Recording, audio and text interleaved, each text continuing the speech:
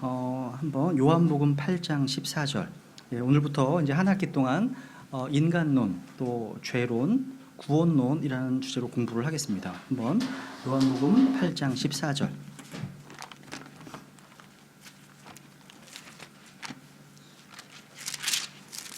요한복음 8장 14절.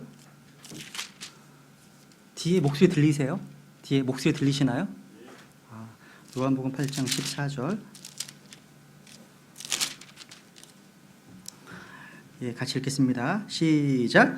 예수님께서 그들에게 응답하여 이르시되 내가 내 자신에 대하여 증언할지라도 내 증언은 참되니 이는 나는 내가 어디에서 와서 어디로 가는지 알거니와 너희는 내가 어디에서 와서 어디로 가는지 말할 수 없기 때문이니라.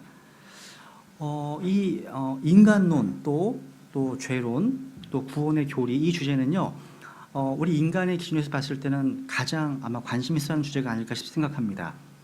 여러분, 우리의 신앙생활이 언제 또 어떻게 시작되었습니까? 골로새서 1장 6절 말씀 보듯이 그리스도의 복음을 듣고 진리 안에서 하나님의 은혜를 안 그날부터 출발합니다. 예수 그리스도를 자신의 구원자와 주님으로 모셔드려서 하나님의 자녀로 다시 태어나는 순간부터 시작되는 겁니다. 그 전에는요, 아무리 교회를 다녀도 그것은 그냥 종교생활일 뿐 신앙생활은 아닙니다. 그래서 우리에게 있어서 이 구원의 문제는 가장 중요한 주제입니다. 그런데 성경은 우리에게서 시작되는 책이 아니라 하나님으로부터 시작되는 책입니다. 처음에 하나님께서 하늘과 땅을 창조하시니라. 성경의 첫 번째 장, 첫 번째 절, 첫 번째 그 구절의 주어는 하나님이십니다. 그러니까 성경은 하나님으로부터 시작됩니다. 그죠? 여러분, 속망을 보더라도 출애굽기 25장에서 제일 먼저 이제 언약궤에서 시작됩니다. 언약궤 시작해서 이제 문으로 나아가죠. 물론 여러분, 인간의 기준으로 봤을 때는 문에서 시작해서 하나님의 임재가 있는 언약궤로 나아가게 됩니다. 우리 기준으로는요. 근데 하나님의 순서가 먼저 언약궤에서 시작하고 있습니다. 그래서 우리가 조직신학을 공부할 때 신론, 기독론, 성령 이렇게 먼저 공부하게 된 겁니다. 그래서 이제 여러분, 오늘부터 이제 인간론, 인간의 교리, 또 죄의 교리, 구원의 교리 공부할 터인데요. 이런 하나씩 정리하면서 좀 살펴볼 겁니다. 공부하시면서 단지 여러분 그냥 알고 머리를 끄덕이는 대로 이제 끝이 그치지 말고 그날 배운 내용을 다른 누군가에게 가르칠 수 있어야 됩니다. 이게 중요해요. 그러니까 지적으로 이해하는 것하고요, 들은 내용을 다른 사람들에게 가르치는 것은 전혀 별개입니다. 달라요. 막상 이해했는데 가르칠 수가 없어. 완벽히 한 게 아닙니다. 이 신학원의 목표가 무엇입니까? 한번 디모데후서 2장을 볼까요? 한번 디모데후서 2장. 여기 잡으시고요. 디모데후서 2장. 디모데후서 2장 2절. 이 말씀이 이제 킹제임스 성경 신학원의 목표가 아닐까 싶습니다. 디모데후서 2장 2절. 같이 읽죠. 시작. 또 내가 많은 증인들 가운데서 내게 들은 것들 바로 그것들을 신실한 사람들에게 맡기라. 그들이 또한 다른 사람들을 가르칠 수 있으리라. 여기 너가 에베소 교회 목사는 디모데입니다. 그죠? 여러분, 또 내게 바울입니다. 여러분, 예수 그리스도께서 바울에게 진리를 계시해 주셨습니다. 바울은 디모데에게 자기가 들은 것들을 가르쳤습니다. 또 디모데는 그것들을 신실한 사람들에게 맡기라 말씀하고 있죠? 누구에게요? 신실한 사람들에게. 그러면 그 신실한 사람은 누구에게도? 다른 사람들을 가르칠 수 있으리라 말씀하고 있습니다. 예수님, 또 바울, 디모데, 신실한 사람들, 그리고 또 다른 사람들. 계속 믿음이 전수되어 가는 과정. 가르침을 통해서. 단순히 알고 끝나는 것이 아니라 가르치는 것이 목적이 되어야 한다는 거죠. 그리고 여기 보시면요, 내게 들은 것들 바로 그것들, the same, 같은 거예요. 그러니까 내게 들은 것들, 그러니까 믿음의 내용이 같아야 됩니다. 같아야 돼요. 달라져서는 안 됩니다. 우리 믿음의 선배로부터 배운 그것들을 그대로 가르쳐야 함을 교훈하고 있습니다.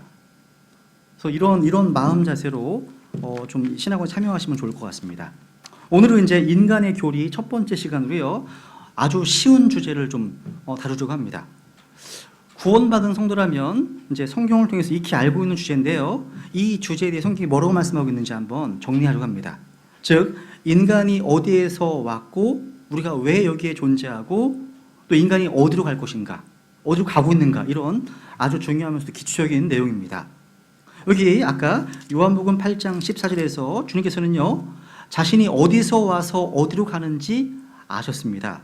보시면 내가 어디에서 와서 어디로 가는지 알거니와 밑줄, 이는 내가 어디에서 와서 어디로 가는지 알거니와. 예수님은요, 자신이 어디에서 와서 어디로 가는지 정확히 아십니다. 왜? 주님은 하나님이시기 때문에. 내가 어디에서 와서 어디로 가는지 아시는 분은 하나님밖에 없습니다. 예수님은 하나님에게서 나신 분이십니다. 또 하늘에서부터 오신 분이십니다. 또 하늘로 다시 돌아가실 겁니다. 사람들은 내가 어디서 와서 어디로 가는지 이런 철학적인 질문 또 종교적인 질문만 던지지만 답이 없어요. 답이 없습니다. 왜? 사람이기 때문에. 사람의 한계가 이거예요. 그러니까 요한복음은 예수 그리스도의 하나님 되심을 증언하는 책이잖아요. 그죠? 예수님은 하나님이신 다 아시죠? 한번 우리 전도서 3장을 볼까요? 전도서 3장 11절, 여기 우리 사람의 한계가 나오죠. 전도서 3장 11절.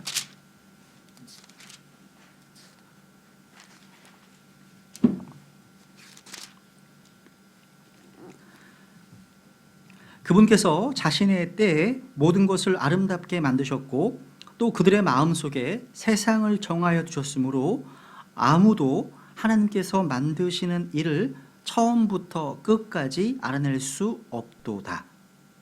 사람은요, 처음부터 끝까지 알 자가 아무도 없습니다.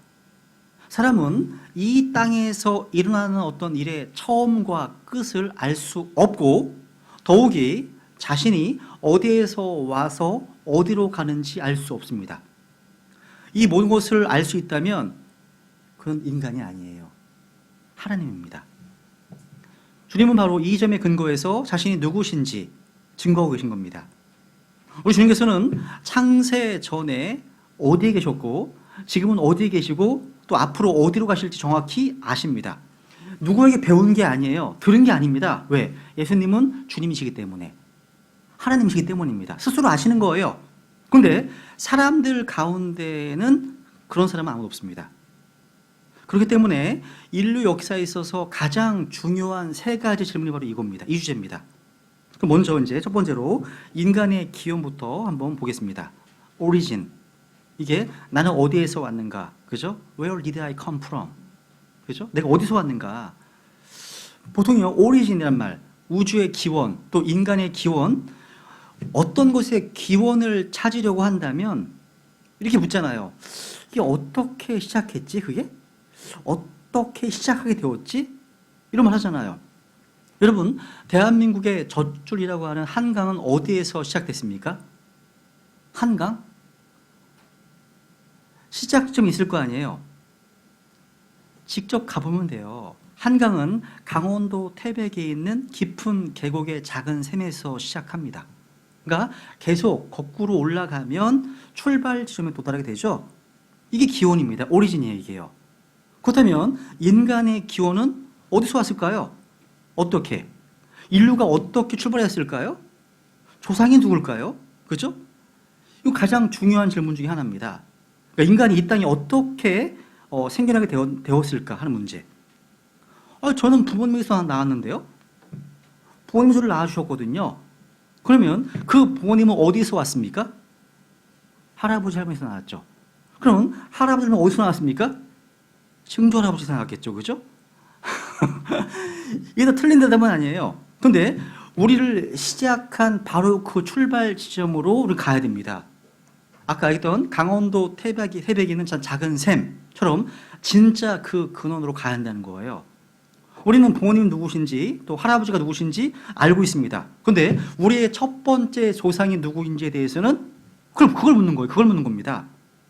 만약 우리가 타임머신을 타고 시간을 거슬러서 올라가서 바로 그 시작 지점으로 갈 수 있다면 뭐가 있을까요? 거기에요. 아담이 있죠. 아담. 여러분, 누가복음 3장에 보면 인간의 족보가 기록되어 있습니다. 족보가 기록됐습니다. 그래서 누가복음 3장 38절에 보시면 게나는 에노스의 아들이요, 에노스는 셋의 아들이요, 셋은 아담의 아들이요, 아담은 하나님의 아들이었느니라. 하나님의 아들이었죠. 왜? 죄 때문에, 타락했기 때문에. 더 이상 아니거든요. 그죠? 그래서 제일 시작점에 아담이 있구나. 그 하나님이 창조하신 거구나. 그죠? 근데 어떤 학자들은요, 그 인간은 항상 존재해 왔다고 주장합니다. 맞아요, 틀려요? 틀립니다. 인류가 영원부터 항상 있어 왔을까요? 다른 말로 인간이 영원할까요? 아니면 인간이 이 지구상에 존재하지 않았었던 때가 있었을까요?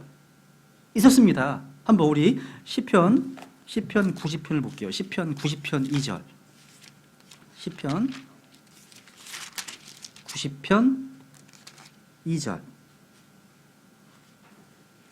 우리 같이 읽어볼까요? 시편 90편 2절 시작. 산들이 생기기 전 혹은 주께서 땅과 세상을 조성하시기 전 곧 영원부터 영원까지 주는 하나님이시니이다. 영원부터 영원까지 주는 하나님이시니이다. 여러분, 여기 보니까 영원하신 분은 누구십니까? 주 하나님이십니다. 거기다 적어놓으세요. 미카서 5장 2절. 미카서 5장 2절. 예수 그리스도에 대한 예언인데요, 그분은요 옛적부터 있었으며 또 영원부터 있었느니라. From everlasting 말씀하시거든요. 그러니까 2000년 전에 베들레헴에서 탄생하신 분이 바로 영원부터 있었던 분이시랍니다. 그러니까 무슨 말이냐면 오늘날 이 지상에 사람이 존재하지 않았던 때가 있었다는 거예요. 그리고 우리가 살고 있는 이 지구조차도 존재하지 않았던 때가 있었다는 겁니다. 이것은 성경을 믿지 않는 사람들조차도 인정하는 사실입니다. 인간이 이 땅에 존재하지 않았던 때가 있었습니다. 그런데 오늘날 70억이 넘는 사람들이 이 지구에 살고 있습니다. 어떻게 인류가 존재하게 되었을까요? 여기에는 기본적으로요, 세 가지 관점이 있습니다. 이 세 가지, 두 가지는 거짓입니다. 아주 인기 있는 견해는 인간이 낮은 형태의 생명에서 진화했다는 겁니다. 그래서 오늘날 대부분의 학교에서, 대부분의 어떤 그 학문에서 가르치고 있습니다. 많은 사람들이 진화를 믿고 있습니다. 또 두 번째는 뭐가 있냐면 인간의 존재가 UFO와 같은 어떤 외부에서 온 지적인 존재로부터 비롯됐다라고 주장합니다. 이런 관점이 있습니다. 책들도 나왔어요. 이런 책들도 있습니다. 실제로요. 둘 다 거짓입니다. 인간이 어디서 기원했습니까? 이 진리의 성경 기록인 하나님의 말씀에서 답을 찾을 수 있습니다. 창세기 1장, 2장을 읽어보면 금방 알 수 있어요. 우선 첫 번째부터 볼게요. 진화론부터. 첫 번째 진화론. 너무나 많은 사람들이 이 진화론을 믿고 있기 때문에 진화론이 인간의 기원에 대해서 뭘 가르치고 있는지 이해하는 게 정말 중요합니다. 이 진화론은요, 오늘날의 중고등학교와 대학교에서 공공연하게 가르쳐주고 있고 또 영향력 있는 또 미디어 언론에 의해서 홍보되어 왔습니다. 그래서 실제로 오늘날 우리 아이들이요, 아메바나 원숭이에서 진화되었다고 믿습니다. 믿는데 그런 애들 진짜 있어요. 믿는답니다. 엄청난 믿음입니다. 진화론은요, 인간이 낮은 수준의 어떤 동물에서 점진적으로 수백만 년이라고 하는 긴 시간적 과정 속에서 진화했다는 겁니다. 그래서 진화론자들은 사람은 단지 어떤 고도로 지적인 동물일 뿐이다라고 가르칩니다. 사람들이 더 영리한 것을 빼고는 인간이 원숭이와 유사하다고 가르치는 겁니다. 여러분들이요, 복음을 전해야 될 대상들이 이 이론을 배웠고 또 믿고 있기 때문에 잘 알고 있어야 됩니다. 만약 인간이 원숭이 같은 동물에서 진화했다면 그 동물 어디서 왔습니까? 그러니까 우리가 어떤 곳에 기원을 찾으려 한다면 그 시작 지점으로 가야 되잖아요. 정확히 표현하자면 진화론은 하나의 이론에 불과합니다. 법칙이 아니에요. 법칙이 아닙니다. 사실이 아니고 사실에 기초를 두고 있는 것이 아닙니다. 그것은 하나님의 창조에 대한 마귀의 발명품에 지나지 않습니다. 또 하나님의 창조를 기록한 성경을 대적하기 위한 찰스 다윈의 현대 역본입니다. 사실 진화론에도 여러 가지 이론들이 있어요. 근데 이 모든 이론에 있어 가장 기초가 되는 것들은 뭐냐면 수백만 년, 수천만 년, 또 수십억 년이라는 긴 시간이 지나면서 현대인이 이르기까지 점점 복잡한 유기체로 발전해 왔다는 겁니다. 보통 진화론의 통설은 빅뱅 이론입니다. 여러분, in the beginning, 처음에 우리는 하나님께서 하늘과 땅을 창조했다 믿잖아요. 그런데 진화론자는 in the beginning, 처음에 it just happened 이런 거예요. 그냥 어떤 일이 일어났다는 겁니다. 이걸 믿는 겁니다. 지금부터 약 150억 년 전쯤에 뭐 135억 년, 150억 년 전, 뭐 200억 년 이렇게 얘기하기도 합니다. 하여튼 이런 150억 년 전쯤에 고밀도 에너지 입자가 뻥 터졌답니다. 그리고 우주가 좀 팽창하다가 지구가 존재하게 되었고, 이 지구라고 하는 바다에서 코아스르베이트라고 하는 그 작은 어떤 물질 아미노산이 생성됐습니다. 그러다 그것이 단백질로 또 진화가 되고, 단백질에서 이제 원셀, 단세포 생물 아메바가 형성됐습니다. 이 아메바에서 이제 어류가 나왔고, 어류에서 양서류, 양서류에서 파충류, 파충류에서 조류, 조류에서 포유류, 유인원, 인간 등등 이게 됐다는 거죠. 점점 또 우리도 간대요. 앞으로도. 그래서 머리가 커질 거라요. 이거 가르치더라고요. 이런 말이에요. 쉽게 얘기해서 세포에서 해파리, 해파리에서 물고기, 물고기에서 악어, 악어에서 도마뱀, 도마뱀에서 강아지, 개, 그 다음에 원숭이, 원숭이에서 동굴에 거주하는 인간, 그 다음에 현대인. 이 진화론입니다. 그러니까 인간은 원숭이로부터 진화되어 왔고 300만 년 전쯤에 오스트랄로피테쿠스로부터 200만 년 전에 호모 하빌리스, 또 160만 년 전에 호모 에렉투스를 거쳐서 호모 사피엔스로 변화되었다 이렇게 주장합니다. 말이 어려운데 원숭이에서 진화했다는 얘기예요. 아무것도 아니에요. 누군가 무신론의 신조를 이렇게 얘기했습니다. 정리했습니다. 무신론자들은 하나님은 없다. 또 객관적 진리는 없다. 이성에 대한 근거는 없다. 그리고 절대 윤리는 없다. 요즘 미투 운동이 되게 아주 뭐 전 사회 전반 전 분야에서 다 지금 문제가 발생이잖아요, 그죠? 미투 운동이. 여러분, 이게 왜 잘못이죠, 그게? 무신론을 믿는다면 가장 큰 딜레마가 무신론자는 윤리 체계를 세울 수 없어요. 객관적 기준이 없잖아요. 그게 옳지 않은 거야. 누가 정했습니까? 그러니까 무슨 얘기냐면 이탈리아의 총리는요, 지금도 이런 어떤 스캔들이 많아요. 근데 그 나라에서는 국민들이요, 별 이상하게 안 봐요. 뭐 인간이 그럴 수 있지. 이런 입장이야. 되게 반대예요. 우리나라는 지금 너무 반대로 엄격한 것 같은 분위기. 그러니까 죄에 대한 분명한 어떤 지적을 하면 죄에 대한 어떤 그 대가를 당연한 겁니다. 그거 당연한 거예요. 근데 사람들이 다 한 사람을 죽이기 위해서 막 다 폭로해 버리잖아요. 다 드러나잖아요. 용서가 없는 것처럼 느껴지는 것. 이게 회개하면 돌이키면 용서해 줘야 되잖아요. 그럼 분위기가 전혀 안 느껴져. 그래서 11계명 들키지 말아야 하는 거구나. 우리나라는. 근데 그런 옳지 않다는 기준이 어디서 왔어요? 그러니까 무신론을 믿는다고 하면요, 옳지 않다고 얘기할 수 없습니다. 객관적 기준이 없는 거거든. 윤리체를 세울 수 없는 딜레마가 있는 겁니다. 그죠? 또 무신론자들은요, 절대 가치는 없다. 영원한 소망은 없다. 그리고 물질은 영원하다. 그리고 생명 없는 물질이 생명을 창조했다.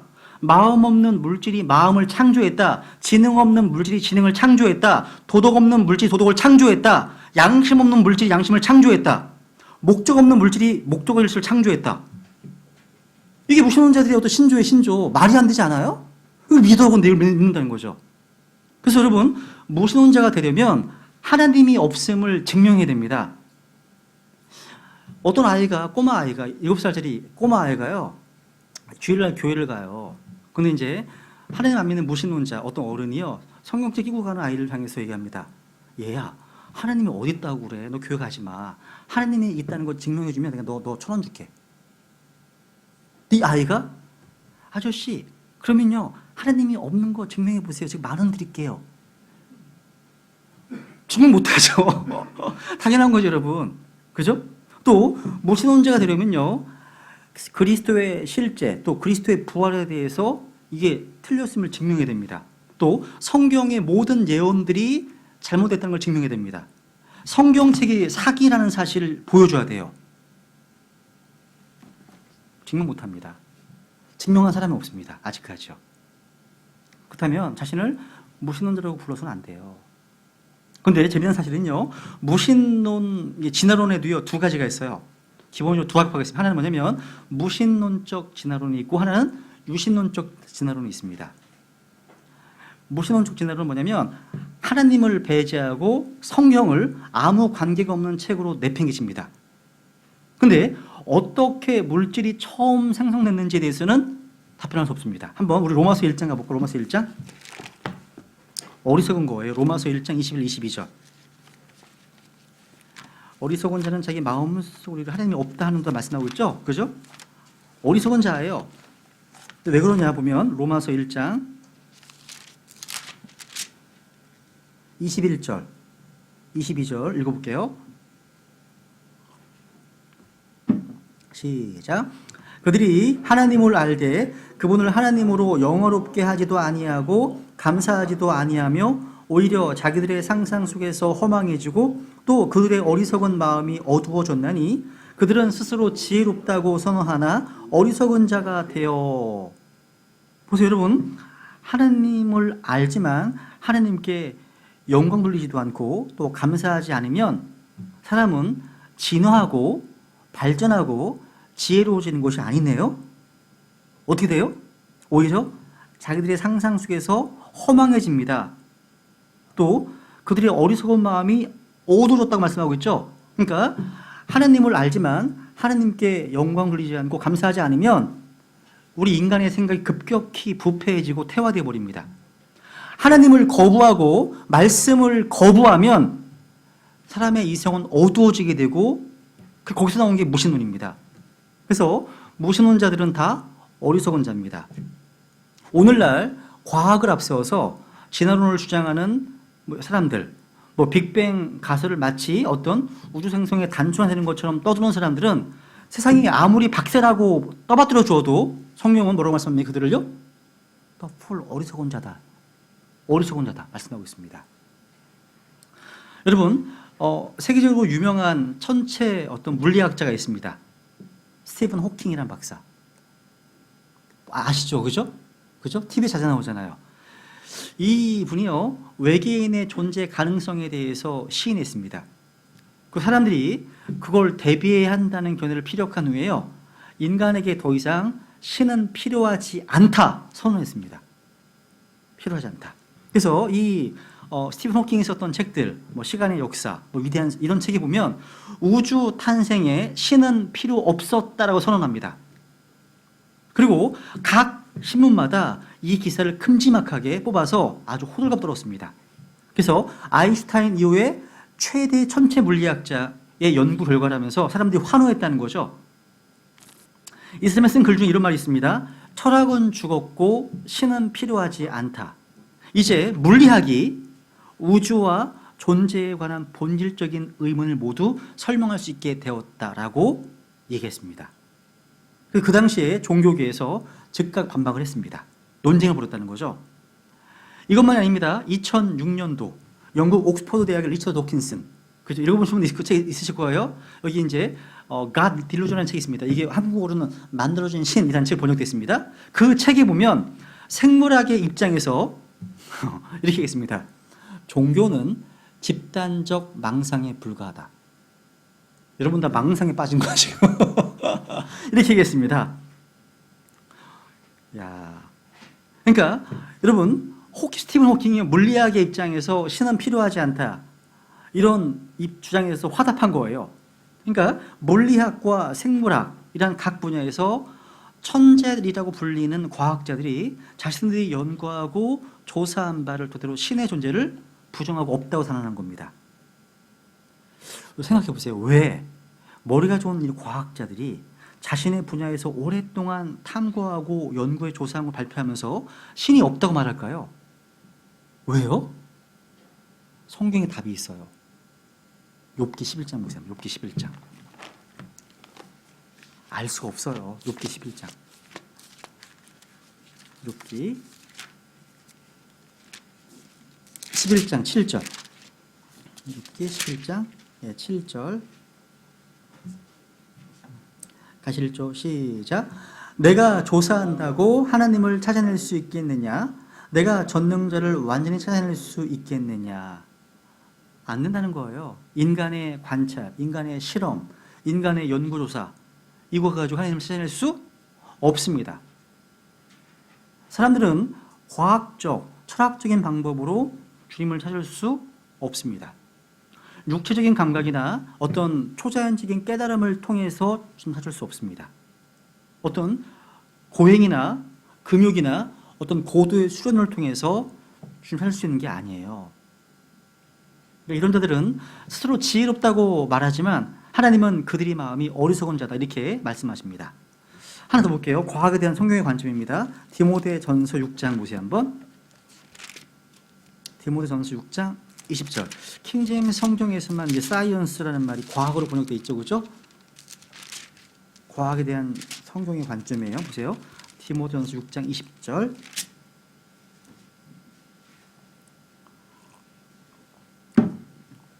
같이 읽어보죠. 시작.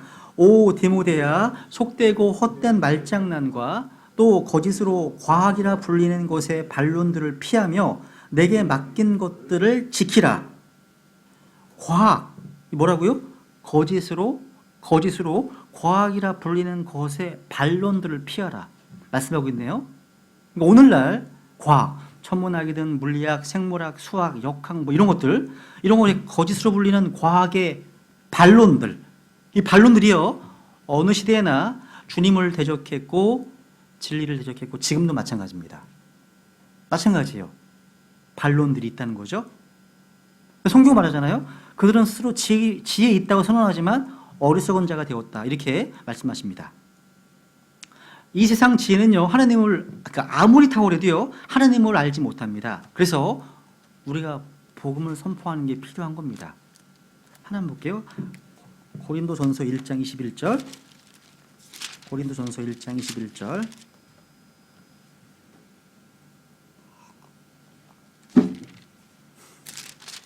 우리가 밖에 나가서 왜 복음 전합니까?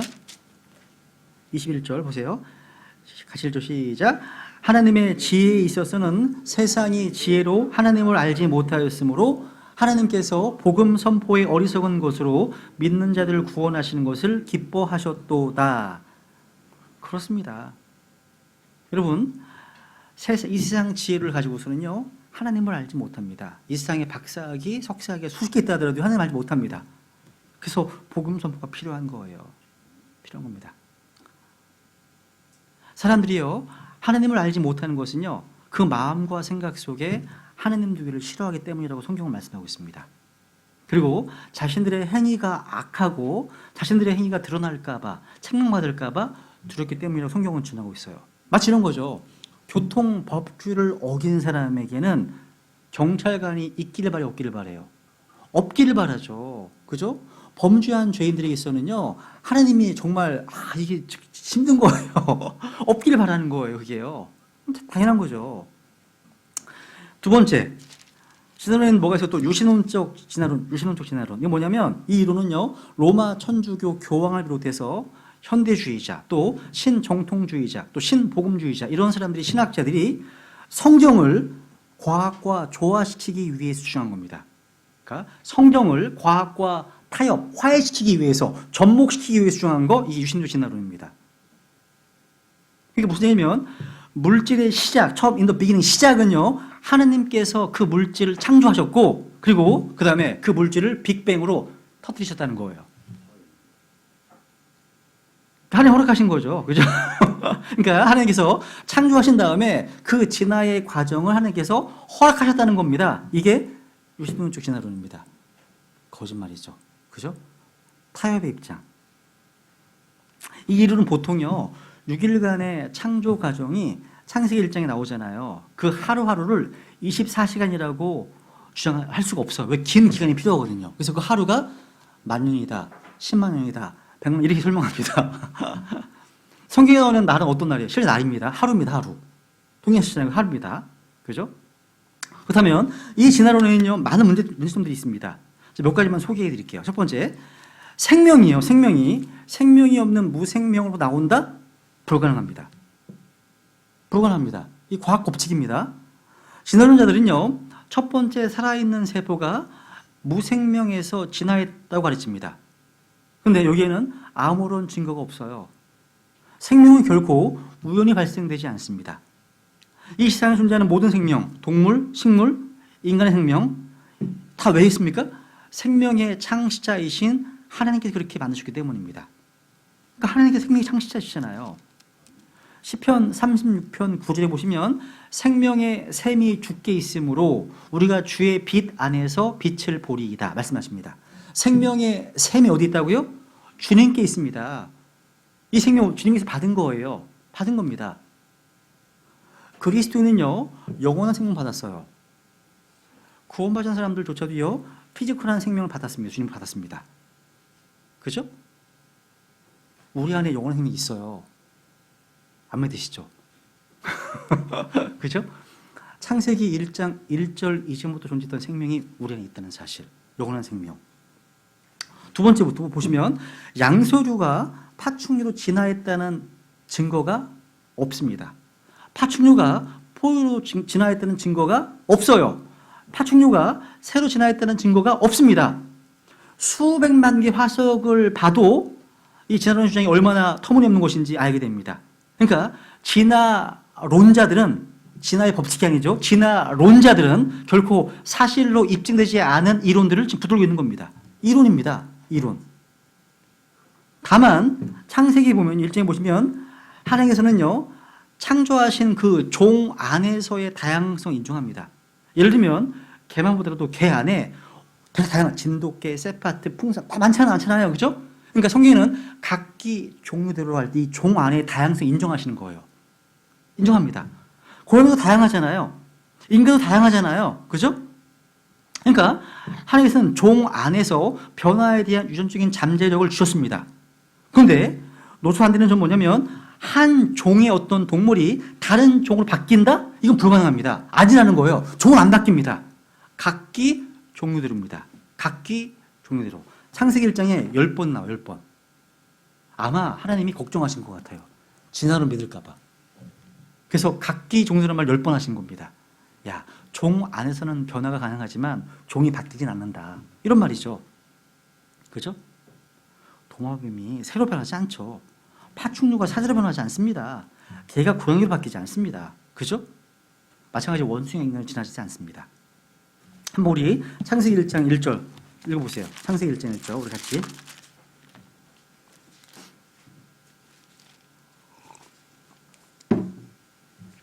같이 읽겠습니다. 시작. 처음에 하나님께서 하늘과 땅을 창조하시니라. 여러분 제가 한번 말씀드렸죠. 이 성경은요, 귀납적 방식이 아니라 연역적 방식이라고요. 무슨 말이냐면 창세기 1장 1절 이 말씀은 인간들이 발견한 진리가 아니라 하나님께서 알려주신 선포하신 진리입니다. 그러니까 이건 증명이 필요한 게 아니에요. 하나님께서는요, 우리가 반드시 알아야 될 내용들을 선포해 주셨고 우리가 이것을 듣고 믿는 것 외에 달리 할 일이 없습니다. 하나님께서는요, 먼저 연역적인 방식으로 우리가 알아야 될 것들, 믿어야 할 것들을 먼저 기록해 주신 겁니다. 이게 항상 연역적인 거예요. 먼저 진리를 선포하면 되는 거예요. 이걸 증명할 필요가 없다는 거입니다. 성경은 말씀하시는 거예요. 성경은요, 하나님의 존재를 입증하기 위해서 애를 쓴 흔적이 안 보여요. 당연히 하나님의 존재를 전제하고 말씀을 전해 나간다는 거죠. 선포한다는 거죠. 이 창세기 1장 1절 이 말씀은요, 인간의 역사에서 나온 모든 사상들과 이론들을 한 칼에 베어버립니다. 첫 번째, 무신론. 창세기 1장 1절은요, 무신론을 파괴하죠. 왜요? 하나님은 창세기 1장 이 말씀을 통해서 이 세상의 주요 종교와 철학과 사상과 학문을 완전히 무너뜨리시는 겁니다. 무신론은 파괴되는 거죠. 왜? 성경의 첫 장 첫 구절에 하나님의 존재와 하나님이 하신 일이 선포되어 있기 때문에. 처음에 누가요? 하나님께서. 이 말씀 앞에 무신론 존재할 수 없습니다. 그리고 처음에 하나님께서 one God, 하나님은 한 하나님이시죠. 한 주이십니다. 그렇기 때문에 다신론도 파괴됩니다. 왜냐면 다신론 한번 확인해 볼까요? 고린도전서 8장 두 개를 보죠. 고린도전서 8장 5절.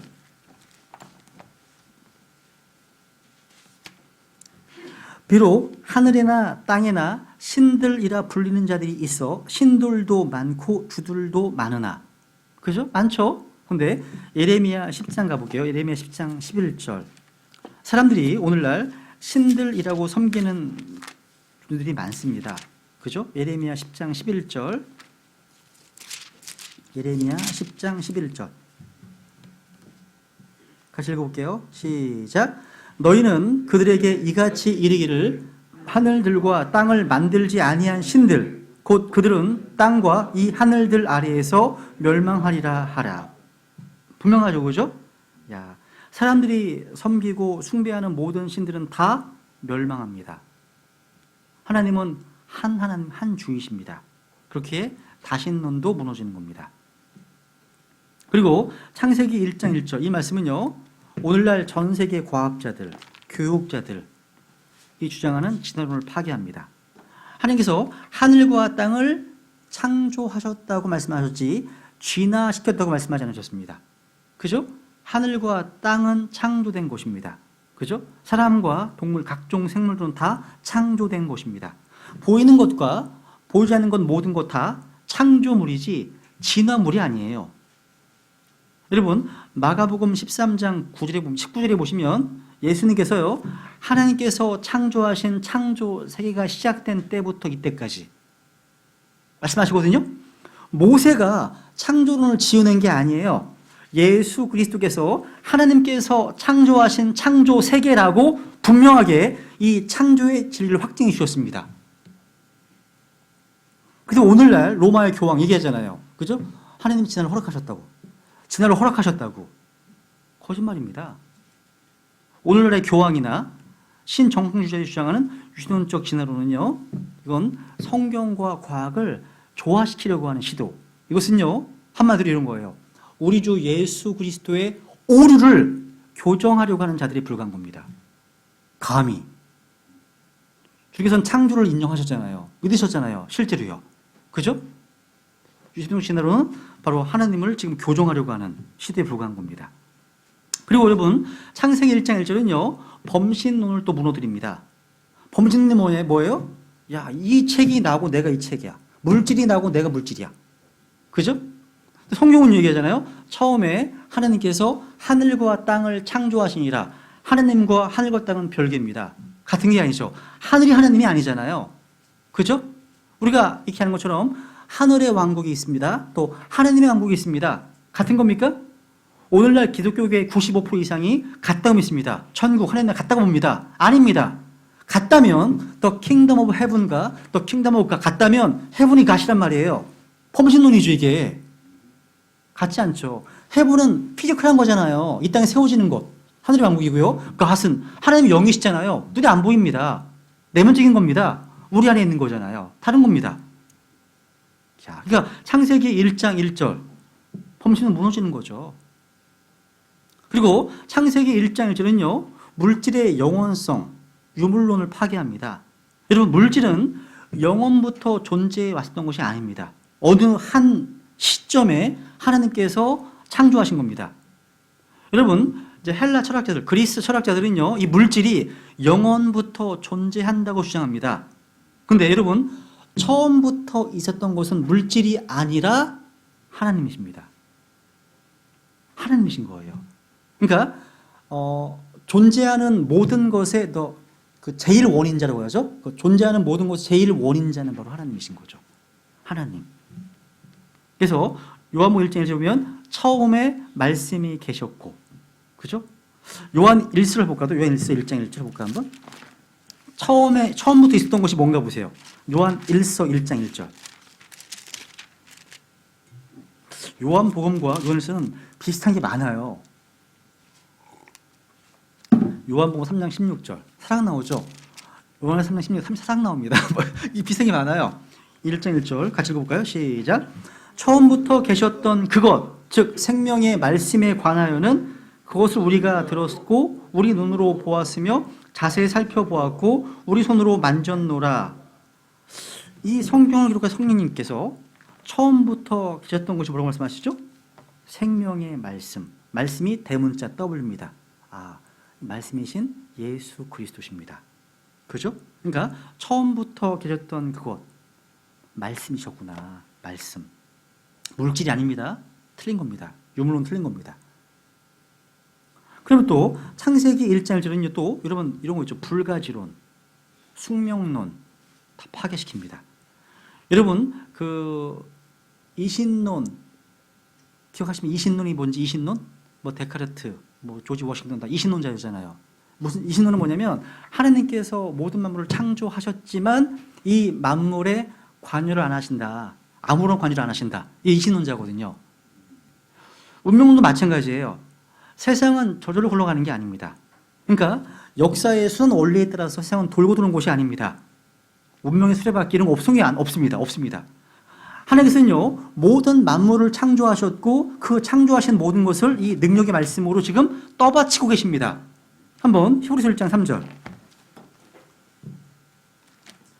하나님께서요 지금 개입하고 계시다는 거죠. 자연, 만물, 세계, 사자에게 뭐 먹이는 거 다 하나님이 하시고 계시다고 말씀하신 성경이에요. 우선 히브리서 1장 3절. 히브리서 1장 3절.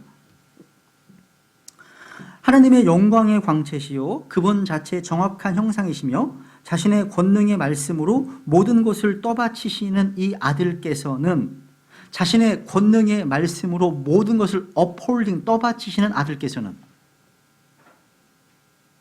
여러분 하나님께서는요 자신이 창조하신 모든 것 길가의 들풀이나 공중의 날짐승들이나 아니면 들짐승들 다 관심을 가지시고 그들을 먹이시고 계십니다. 하나님은요 믿는 자녀들뿐만 아니라 믿지 않은 세상에 있는 악한 이들, 그러니까 악인들의 머리 위에도 해와 비를 비춰주십니다. 그들의 머리털 하나 다 세고 계십니다. 그러니까 실존주의자들이 말하는 것 같이 운명론, 숙명론 다 창세기 1장에서 다 무너집니다. 무너지는 거예요. 그러니까 이 창세기 1장 1절 한 말씀이요 오늘날의 모든 과학이나 철학이나 종교나 이데올로기 이런 사상 일거에 다 무너뜨리는 새망치 같은 말씀인 거예요. 이 말씀 하나가요. 그러니까 세상에 똑똑하다고 하는 지성인들, 학자들은요 창세기 1장 1절을 부정하지 않고는 어떤 학문도 제대로 세울 수가 없어요. 사회과학, 인문과, 종교, 철학 세울 수가 없어요. 없습니다. 그런데 창세기 1장 이 말씀 믿으면 비로소 바른 지식과 명철 가운데 들어가는 겁니다. 이 지혜로운 길이에요. 그래서 시편 119편 160절 보세요. 시편 119편 160절 성경에서 가장 긴 장이죠. 시편 119편 160절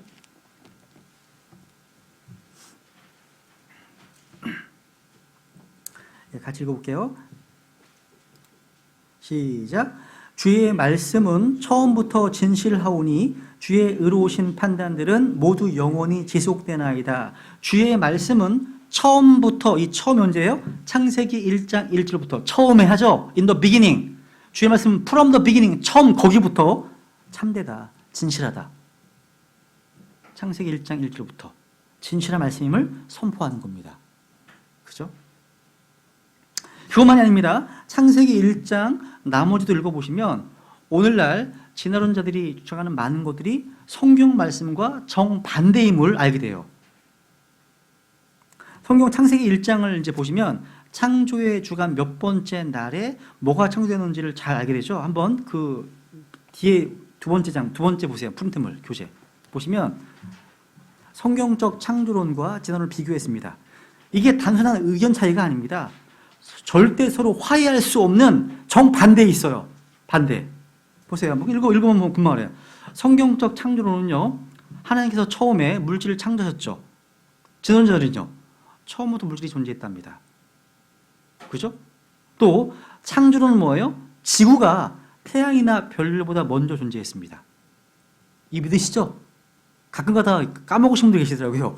태양이 먼저 있었던 거 아니야? 이 영향을 하도 많이 받아가지고. 창세 1장에 처음 하나님께서 하늘과 땅이 지구입니다. earth. 먼저 있습니다. 지구가 태양보다. 진화론자들은요, 아닙니다고 얘기합니다. 태양과 별이 먼저 있었다고 가르칩니다. 그리고 창조에서는요, 바다, 대양이 땅보다 먼저 존재했습니다. 진화론은 아닙니다. 반대예요. 그리고 창조론에서는요, 라이트, 빛이 있으라 첫째 날, 빛이 넷째 날 태양보다 먼저 존재했습니다. 아닙니다. 진화론자는 태양이 첫 번째 빛이라고 가르칩니다. 또 창조론에서는요, 첫 번째 생명의 형태인 이 땅의 식물들, 과실수들이 먼저 창조됐습니다. 진화론에서는요, 바다에서 나온 해양 유기체가 먼저였답니다. 아닙니다. 그리고 창조론에서는요, 과실수들이 물고기보다 먼저 존재했습니다. 그런데 진화론에서는요, 물고기가 먼저 존재했답니다. 반대예요. 그리고 창조론에서는요, 그러니까 새들이 곤충보다 먼저 존재했습니다. 기어다니는 것도 여섯 번째 날이거든요. 그죠? 근데 진화론에서는 뭐라고 해요? 곤충이 새보다 먼저 존재했다고 가르칩니다. 그리고 창조론에서는요, 이 땅의 식물이 태양보다 먼저 있었다고 가르치죠? 셋째 날. 그죠? 근데 진화론에서는요, 태양이 땅의 식물보다 먼저 존재했다고 가르칩니다. 그리고 창조론에서는 파충류보다 고래가 먼저예요. 또 파충류보다 새들이 먼저입니다. 근데 정반대 진화론은요. 그리고 창조론에서는요, 남자가 여자보다 먼저 존재했습니다. 여자가 마지막이에요. 야, 근데 마지막이 제일 좋은 거예요. Last is best라고 하잖아요. 그죠? 근데 진화론에서는요, 여자가 먼저 존재했습니다. 왜냐하면 남자가 힘이 더 세거든요. 적재 생존이잖아. 그리고 창조론에서는요, 사람의 피보다 먼저 존재했습니다. 진화론은 아닙니다. 피가 먼저 존재했다고 가르칩니다. 또 창조는 완전히 완벽하다. 그런데 진화론에서는 지금도 진행되고 있다. 이렇게 가르칩니다. 다 이해되시죠? 어려운 건 아니죠. 그죠? 네. 여러분, 하나만 말씀드리면, 진화론자들은요, 파충류가 새로 진화했다고 주장합니다. 파충류 중에서요, 그 공룡 중에서 익룡, 들어보세요. 익룡이라는 놈이 있어. 익룡이라는 놈이요, 나무에서 맛있는 과일을 따먹기 위해서 점프를 많이 했나 봐요. 점프를 많이 하니까 갑자기 날개가 되기 시작했대요. 그래서 새가 됐대요. 이렇게 가르쳐요, 실제로요. 오랜 시간을 이제 이용해서. 그러니까 긴 시간을 거쳐서 되더라, 이게. 야, 신기한 거예요. 이걸 믿고 있다는 게 너무 놀라운 거 아니에요? 그렇죠? 그렇죠. 예, 그렇다는 거예요. 그렇죠. 아, 이거 한 거죠. 네. 그리고 원숭이 사람이라고 가르치잖아요. 근데 성경은요, 사람과 원숭이가 똑같이 여섯 번째 날에 창조되었다고 말씀하고 있어요. 이런 것들입니다. 여러분, 하나님께서는요, 아무런 계획 없이, 질서 없이 창조하신 게 아니에요. 제가 예전에 이제 아마 언급했던 것 같은데, 주님께서는 천지 창조를 이제 6일 동안 하셨잖아요. 그죠? 물론 재창조지만 하셨잖아요. 근데 그래서 놀라운 사실은 이 세상의 생명은 다 7과 연관되어 있대요. 구구단을 외워볼까 한번요? 7일은 7, 7, 7, 3은 7, 4, 7, 5, 7, 6, 7, 7, 7, 8, 7, 9? 뭘 생각을 하세요? 그죠? 근데 생명이 다 7과 연관이 있어요. 7과. 여러분, 제비, 참새, 이런 작은 새의 부화 기간은 며칠인지 아세요? 14일입니다. 14일입니다. 조금 큰 게 닭이에요. 닭의 부화 기간은 21일입니다. 눈치를 채세요, 이제부터. 그죠? 닭보다 좀 더 큰 게 오리인데, 오리는 며칠일까요? 28일입니다. 28일이에요, 28일. 오리보다 조금 더 큰 게 거위잖아요. 거위는 부화 기간이? 예? 35일이겠죠. 좀 많이 띄워볼게요. 그러면 개나 고양이의 임신 기간은? 네? 56일이겠죠. 틀렸지요. 63일입니다. 63일입니다. 여자의 생리 주기는 며칠이죠? 여자의 생리 주기. 모르세요? 생물 시간 안 배우셨나? 모르세요? 선생님들? 그러셨구나. 28일 아닌가? 28일 아니에요? 28일이잖아. 3주도 있어. 예외는 있지. 보통 28일이잖아. 28일, 그죠? 그러면 사람의 임신기간은요? 임신기간 40주 7 곱하기 40 며칠이에요? 280일 있잖아요. 280일 40은 고난과 연단을 나타내는 숫자잖아요. 그게 7이나 있어. 힘든 거예요. 힘든 거예요. 얼마나 힘드실까 생각이 들어요. 그러니까 우리가 살아가고 있는 이 세계는요, 우연과 어떤 그런 우연에 의해서 형성된 게 아니에요. 고도로 지성적인 하나님에 의해서 디자인된 거예요. 이게 우연이 아니라는 거죠. 다 이상하지 않아요? 7. 그죠? 한번 또 시편 139편을 볼게요. 시편 139편. 다윗이 우리 몸을 얘기를 할 때 이렇게 얘기하잖아요. 시편 139편. 많이 있지만 14절 보죠. 14절. 시편 139편 14절. 시편 139편 14절. 같이 읽죠. 시작. 내가 주를 찬양하리니 내가 두렵고도 놀랍게 만들어졌나이다. 주께서 행하시는 일들이 놀라움으로 내 혼이 그것을 매우 잘 아나이다. 야, 내가 두렵고도 놀랍게 wonderfully 놀랍게 만들어졌나이다 고백하고 있습니다. 그러면서 주님의 행하신 일들이 놀랍다고 말하고 있습니다. 야, 우리의 몸을 보시면 놀랍습니다. 놀라워요. 우리 몸은요 60조에서 100조 개의 세포로 구성되어 있습니다. 그래서 그 세포들이 로 이루어진 놀라운 유기체입니다. 그러니까 서로를 필요로 해요. 또 서로를 위해 상호작용하는 그런 몸입니다. 우리의 몸 안에 있는 세포의 수가요, 이 세상의 인구 수보다 1000배는 더 많습니다. 1000배는 많습니다. 아무도요 인체에 얼마나 많은 세포가 있는지를 잘 확실히 모릅니다. 보통 60조, 100조 개라고 얘기하죠. 그죠? 근데 놀라운 것은 이 세포 하나가요 공단 구조예요. 어마어마해요. 네트워크 도로가 있고요, 건설이 있고요. 그리고 공단들이 서로 연결되어 있잖아요. 놀랍습니다. 하나만 보더라도 우리는 엄청난 갑부예요. 갑부입니다. 그런데 이 세포가 얼마나 작은지 과학들이 연구해봤어요. 심심하니까. 바늘 끝에 세포가 몇 개 올라갈 수 있을까 연구해봤어요. 몇 개 올라가는지 아세요? 바늘 끝에? 세포가 500만 개가 올라간답니다. 그러니까 세포는 바늘 끝에서 축구하고 놀 수 있어. 세포 그 바늘 끝에서요. 그렇게 작습니다. 그런데 이 세포 하나에 서로 협력체를 갖고 있는 공단 구조를 갖고 있다는 사실. 저는 그걸 보면서 전 자부심이 생겨요. 자부심이. 저에 대해서. 야, 나는 어마어마하고 삼성 저리 가라다니 진짜. 어마어마한 존재들 우리가. 그러니까 주머니에 잔존이 없어 문제지. 우리 엄청난 부자예요. 그죠? 야. 그래서 여러분 국민일보에 예전에요. 김종배 교수라는 분이 쓰셨던 책이 있습니다. 신비한 인체의 창성이라는 그 글이 거의 1년 동안 연재됐습니다. 그게 책으로 나온 게 있거든요. 한번 사서 보세요. 인체의 놀라운 상조섭리라는 책인데요. 재밌어요. 그 중에 하나만 인용해 드리면 우리의 피는요 6만 마일, 그러니까 9만 6천 킬로 되겠죠? 그러니까 9만 6천 킬로가 되는 관을 통해서 우리 인체의 각 부분으로 순환하고 있습니다. 피가요 23초마다 돌고 있습니다. 돌면서 산소를 공급하고 영양분을 공급합니다. 또 그리고 정화작용을 해요. 이 관이요 모든 정맥과 동맥, 모세혈관을 통해서 끝까지 다 연결해 놓으면 세상을 7번 이상 돌 수 있을 만큼 깁니다. 이게 되게 신기한 것 같지 않아요? 우리 몸이 그렇다는 거예요. 이 피 안에는요 감염이나 세균을 물리치는 신체 방어 기제가 있어요. 그죠? 백혈구가 있어요. 또 적혈구가 있고요. 또 고체로 된 혈소판이 있고 액체로 된 혈장이 있습니다. 근데 이 피가요, 성경에는 육체의 생명 어디 있다고요? 피에 있습니다. 온몸 물체에 산소 영양분을 전달해 주기 때문에 피가 없으면요 죽습니다. 죽어요. 근데 여러분 18세기 말이죠. 1799년도에요. 미국 대통령 조지 워싱턴이 왜 죽었는지 아세요? 죽은 이유가 그 당시에 잘못된 의학 관행이었던 피를 너무 많이 빼서 죽었어요.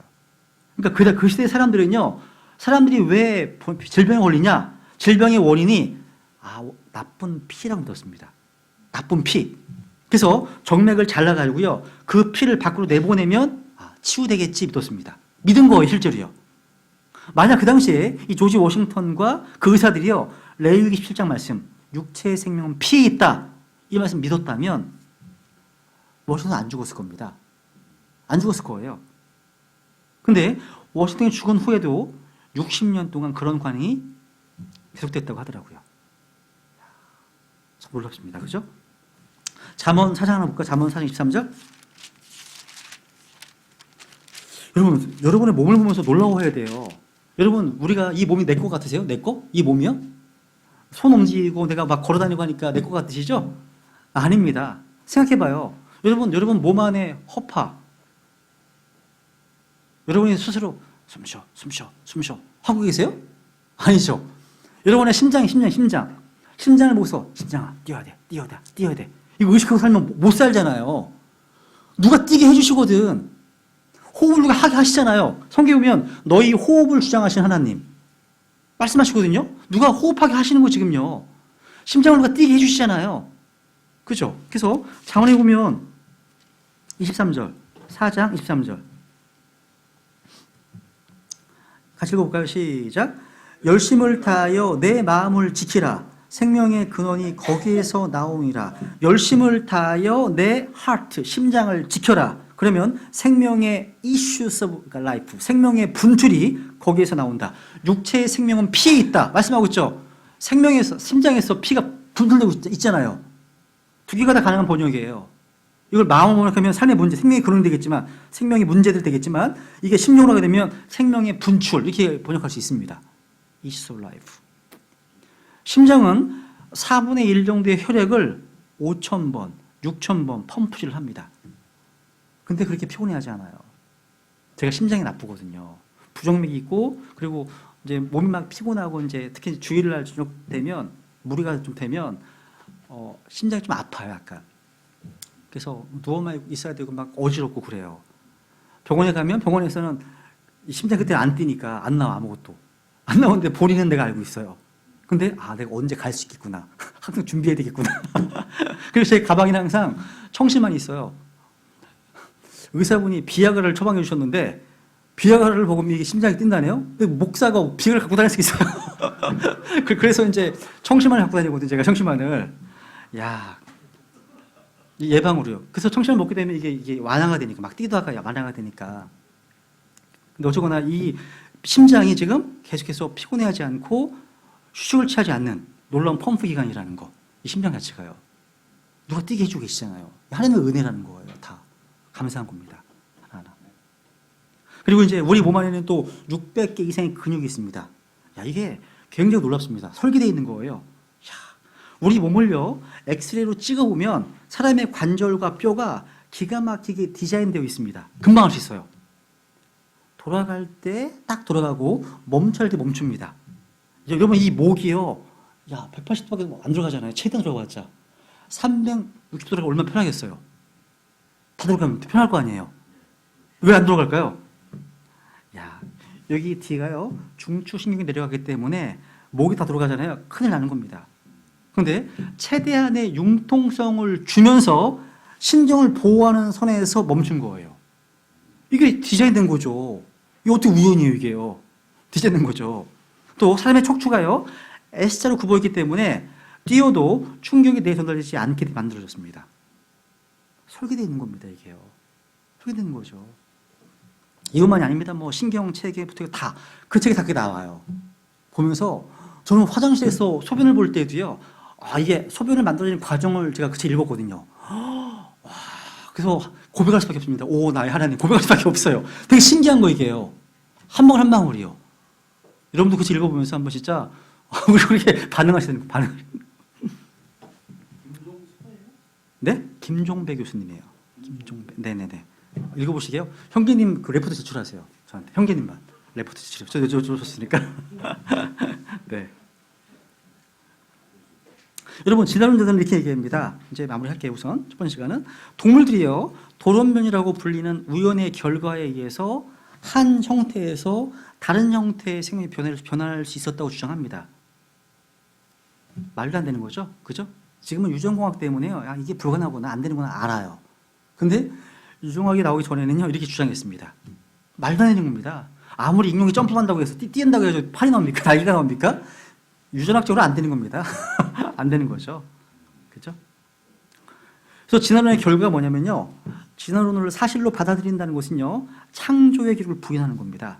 이거는 하나님의 말씀을 부인하는 것이고 또 창조를 사실로 인정하신 주 예수 그리스도를 거짓말로 부르는 겁니다. 또 오늘 수많은 사람들이 이걸 믿고 있다는 사실. 근데 이런 분들도 있어요. 자기 예수님 믿는데요. 구원받았답니다. 십자가군을 믿는답니다. 그런데 자기는 유신론적 진화론이랍니다. 가능해요? 그분이 믿는다는 게 믿는 걸까요? 안 믿는 거죠. 그죠? 예수님은 창조를 객관적 진리로 믿으셨죠. 확정하셨잖아요. 그걸 믿지 않는 거죠. 그거는. 믿는 게 아니죠. 그거는. 그죠? 믿는 게 아닙니다. 그래서 이 진화론 때문에요. 여러 가지 쓰라린 열매들을 거두게 되는데 첫 번째 뭐가 나냐면 과학주의. 아까 과학에서 말씀드렸죠? 과학. 그죠? 과학. 한 번 더 볼게요. 한번 보시죠. 디모데후서 6장. 디모데후서 6장 한 번 더 보고 넘어가죠. 6장 20절 중요하기 때문에 한 번 더 읽어보겠습니다. 6장 20절. 여기 지금 바울 사도가요 에베소 교회 목사였던 디모데에게 지금 주의사항을 주고 있는 거예요. 보시면 오 디모데야 속되고 헛된 말장난과 또 거짓으로 과학이라 불리는 곳의 반론들을 피하며 내게 맡긴 것들을 지키라 얘기합니다. 속되고 헛된 말장난을 피하라. 그리고 거짓으로 과학이라 불리는 곳의 반론들을 피하라. 이 말씀은요. 이 성경이 과학을 어떻게 보고 있는지를 잘 보여주는 구절입니다. 오늘날 사람들은요. 과학적이다. 과학으로 증명된다. 이렇게 하면 마치 진리처럼 통합니다. 그런데 과학은요. 영적인 영역에서 아무것도 증명하지 못합니다. 영적인 영역. 그러니까 증명하지 못하기 때문에 주로 뭐를 합니까? 반론을 합니다. 반론. 거짓으로 과학으로 불리는 곳에 반론들을 피하라. 반론을 합니다. 반론. 그때 우리 크리스찬들이요. 그 반론과 맞서 싸우는 것이 아니라 뭐라고 말씀하는 거예요? 반론들을 뭐하라고요? 피하랍니다. 피하랍니다. 과학의 거짓 때문요. 과학자들이 가장질합니다. 왜? 사람들이 만든 이론은요. 수시로 바뀌었고 또 다른 과학적인 발전으로 또 논박되기 때문입니다. 이 과학적 지식은 결코 우리의 육신과 죄 문제를 해결하지 못합니다.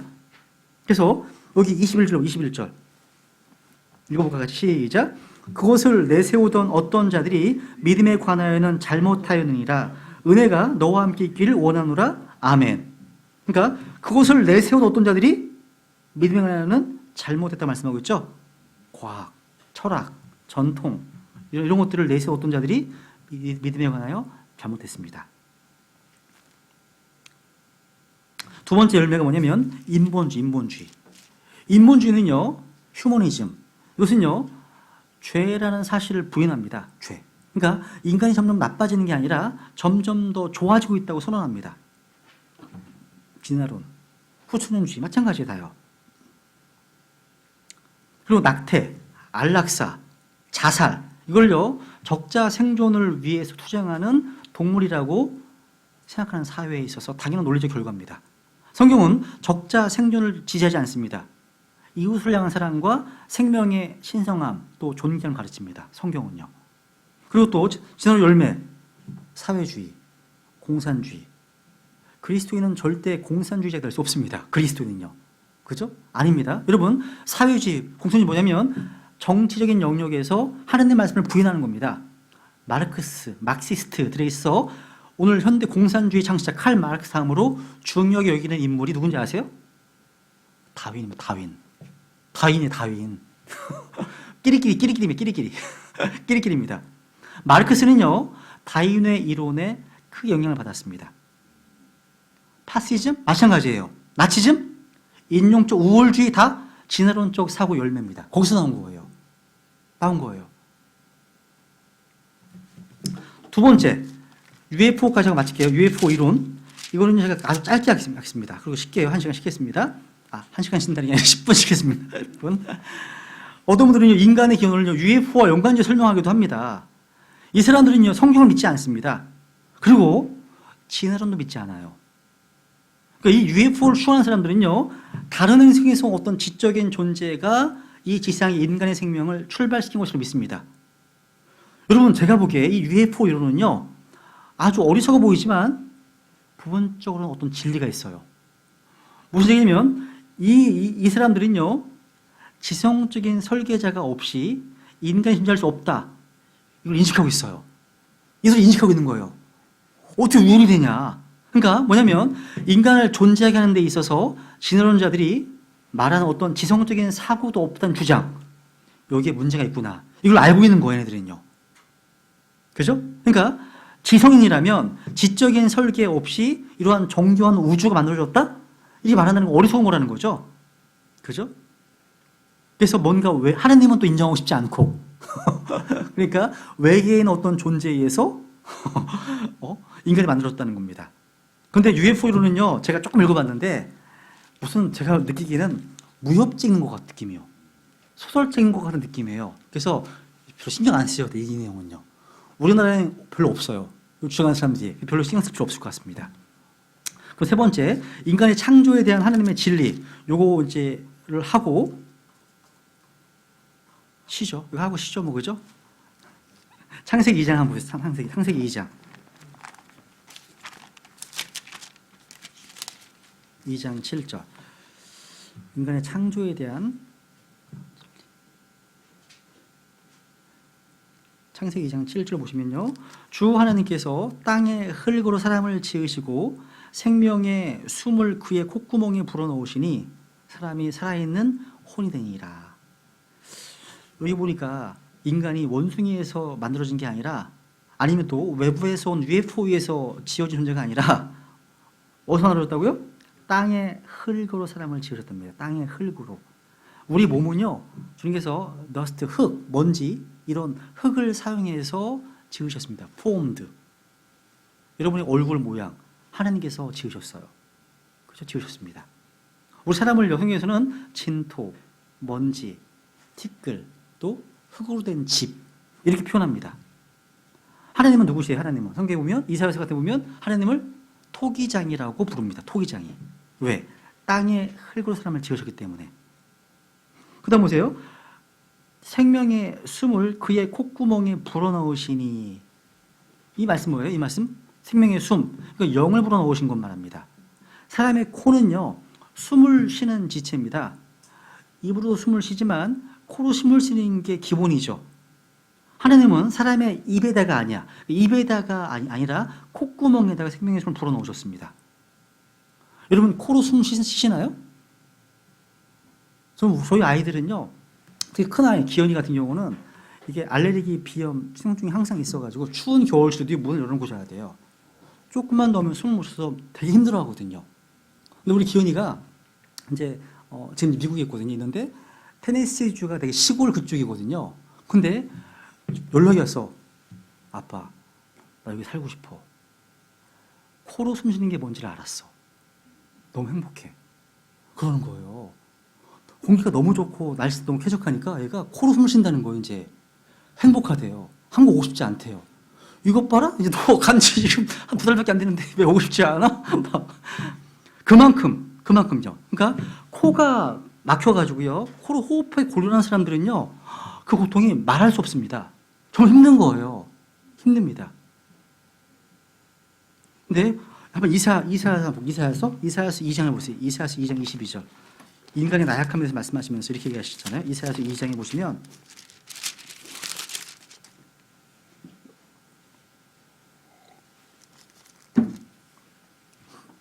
(2장 22절) 너희는 사람을 의지하지 말라. 그의 숨은 그의 콧구멍이 있나니 어떤 점에서 그를 수에 넣어야 하겠느냐. 야, 그의 숨이 어디 있다고요? 콧구멍에 있답니다. 콧구멍. 생명의 숨, 영, 바람, 같은 어원입니다. 히브리어로 루아흐입니다. 루아흐. 그죠? 하나님께서 흙으로 사람을 만드시고 생명의 숨을 코에 불어넣으셨습니다. 그래서 사람 속에 사람의 영을 지으셨다는 거예요. 그래서 12장 1절에 보시면 사람 속에 사람의 영을 지으신 이가 말씀하시는 거예요. 그래서 이로써 사람은요, 몸과 더불어 영을 지닌 존재가 되었습니다. 그리고 영이신 하나님과 교제할 수 있게 되었다는 거예요. 영이기 때문에. 그래서 창세기 2장 하나 더 볼게요. 2장 7절 다시 보세요. 다시 보세요. 콧구멍 불어넣으시니까 어떻게 됐습니까? 사람이 어떻게 됐습니까? 사람이 살아있는 혼이 되니라. 살아있는 혼이 됐다 말씀하고 있죠. 이 말씀은요, 킹제임스 성경을 제외한 대부분의 성경들에서 다 왜곡되어 있습니다. 개역 성경 어떻게 되어 있으면 이게 되어 있어요? 이게요? 생명이에요. 생명. 생명이 뭐야? 생명? 리빙 스피릿도 아니고 이게 뭐예요? 생명이 되었다 되어 있고요. 또 어떤 책에서는 리빙 비잉, 뭐 살아있는 존재가 되었다 이런 말씀하고 있습니다. 이렇게 아닙니다. 그러니까 이런 성경들은요, 하나님 말씀을 부패시켜서 사람이 무엇인지 가려버린 겁니다. 하나님께서 흙으로 사람을 지으셨고 생명의 숨을 불어 넣으심으로 그 다음에 살아있는 혼이 되었습니다. 그래서 이거 한번 써볼게요. 고린도전서 15장, 고린도전서 15장 45절 보세요. 45절. 이 말씀에 대한 관주가 이거예요. 15장 45절. 45절. 그러므로 기록된 바 첫사람 아담은 살아있는 혼이 되었더라 함과 같이, 기록된 바 뭐예요? 창세기 2장 7절을 지금 인용하는 겁니다. 기록된 바. 아, 창세기 2장 7절 말씀은 살아있는 혼이구나. 이게 맞는 거구나. 그러니까 창세기 2장 7절에 뭐라고 되어 있는지 바울서가 정확하게 말해주고 있는 겁니다. 아, 올바른 성경이 무엇인지 성경 자체가 말해주고 있잖아요. 살아있는 혼이 되었다 말씀하고 있습니다. 그러면 조금 쉬었다가 두 번째 시간 인간이 왜 존재하는지, 인간의 존재 목적에 대해서 공부를 하겠습니다. 쉬겠습니다.